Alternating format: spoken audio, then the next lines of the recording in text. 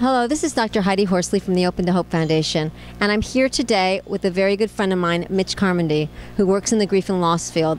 And I want to talk to Mitch today about the death of a child, because his own son, Kelly, died at only 9 years old. And I'd like to ask him what helped him, and what does he think helps all the thousands of families that he has worked with? I think the biggest thing is to not forget. You know, in our society, we attach us to put it away and put it behind us. And even some therapists will say, well, it's been 6 months. And, you know, that's just the beginning. As a bereaved parent, you start all over in real time, almost like in Erik Erikson's 8 Stages of Man.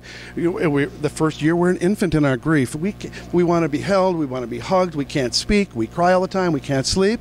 We are an infant. And then we get to the terrible twos, where the second year can be worse than the first in some cases, where the numbness and the shock is worn off and the terrible two sets in. And that's when we live into the trauma. And some people can stay in trauma for the rest of their lives. So that after that second, third year, the 5th year, you reach autonomy, and maybe you can find strength again to repurpose your life. 5 years is still early grief. I think that's important, Mitch. So for everybody out there, remember this, all those bereaved parents, 5 years is still early grief. You're a 5-year-old. You're a 5-year-old in your grief. I'm 27 years old in my grief now, and I feel like I'm in the college level, and I want to help people. But in those early years, I was a 5-year-old lost and wandering and didn't know what in my life. And I think it's good. I was going to mention before that to identify who we are as a griever.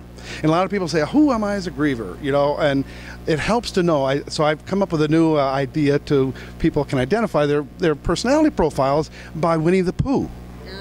That we have you know, you can have, like, it goes with the Tao, the West Eastern, the Tao, and you have the wood and the metal and the, you know, and the Winnie the Pooh characters go right along with it. How many Eeyores do you know? Oh, it's another rotten day. Nothing's ever going to happen to me. And a lot of people in grief become Eeyores right away.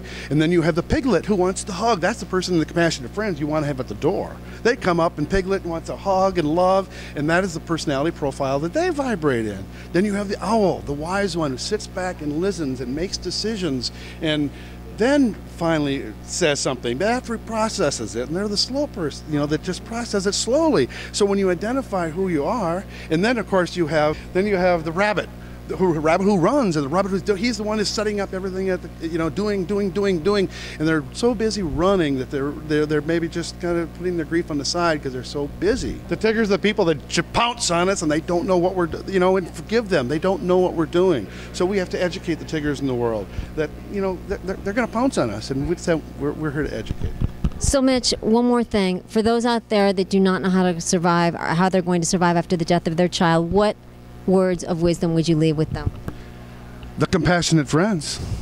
I would contact the compassionate friends, contact your local church if you don't have compassionate friends in your town, or the Bereaved Parents USA. There is a plethora of other groups out there, in specialized groups. There's splinter groups like for firefighter loss, or TAPS for military, that seek those groups that we're on the same page, we speak the same language, and it's so helpful to be around people that understand completely. I mean, well, we never say, I understand your grief, because we can never say, I know how you feel.